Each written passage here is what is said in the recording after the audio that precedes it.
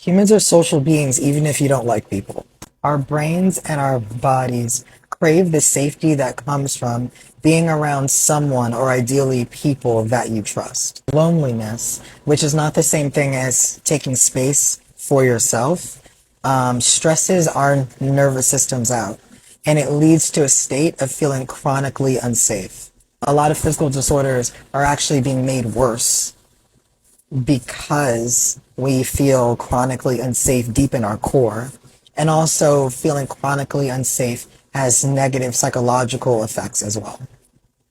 So, if you've ever heard of parenting as literally adults teaching children how to be people, I mean, that is so true on so many levels. Even when you think about learning how to manage your own emotions, how to regulate your own nervous system, how to handle triggers, how to handle stress, how to handle frustration. Those are not things that we just know as humans.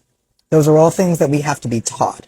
And life becomes really hard if you are a child growing up and then you become an adult and no one has taught you any of these skills and you have to figure out how to manage all of these things on your own. And life is harder when your parents also weren't taught and et cetera and et cetera, et cetera. And then it becomes this generational struggle to manage, you know, emotions and triggers and manage what you physically feel, or even feeling totally disconnected from how you feel, right? Part of that reparenting is learning those skills that you should have learned when you were a child that would have made your life so much easier. Just want to throw it out there, the whole soft parenting, positive parenting, whatever you want to call it, part of that is teaching children intentionally these skills so they don't have to become adults that need to reparent themselves. Okay, so what happens when you are a child growing up and you're not being taught how to manage your emotions, how to recognize your emotions, how to connect with community in order to feel safe, how to connect with yourself? You're not taught any of those things. So what happens? Well, then you start to feel like you are alone and that you have to rely on yourself and you can't trust anybody to make you feel safe, or there's no such thing as real, true community for you. You start to believe those things, right? But you start to believe those things like consciously, right? You start to believe those things like cognitively. But your nervous system, like your core deep down, still craves that true community, that deep connection, even if you're intentionally telling yourself that you don't need it. This is a great time to think about all the people in your life. And I'm talking biological family, I'm talking chosen family, I'm talking friends and acquaintances, neighbors, coworkers, like your barber, your hairstylist, the people who watch your kids, the people whose kids you watch, like everybody, anybody that you have any sort of relationship with, that you feel in community with. And then I'm also asking if you don't consider yourself technically in community with these people. I'm also counting any healthcare workers and social workers and anyone that you could call in a medical or psychological emergency. What kind of help do you want from each specific person? Because everyone is different and their ability to support you and the kinds of things and they could support you with, or the areas in your life that they'd be the most effective with their help or the most supportive with their help, depends on who this person is, who would be good to vent to, who has a couch you could sleep on, who could help you cover groceries, who can help you with childcare, who can help you with transportation.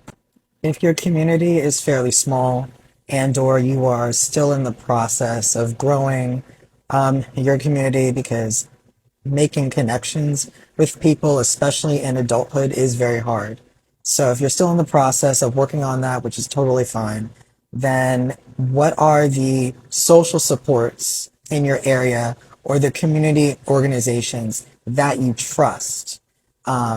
Maybe if you don't trust the whole organization, there might be a worker or two that you trust.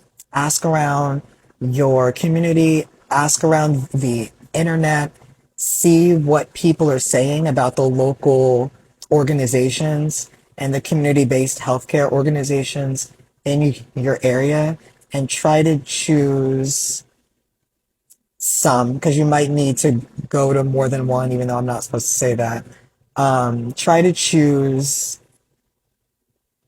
either an organization or parts of an organization that serve what you need the most. Are there social services and organizations that can provide you with referrals, free resources, or low cost services in the area?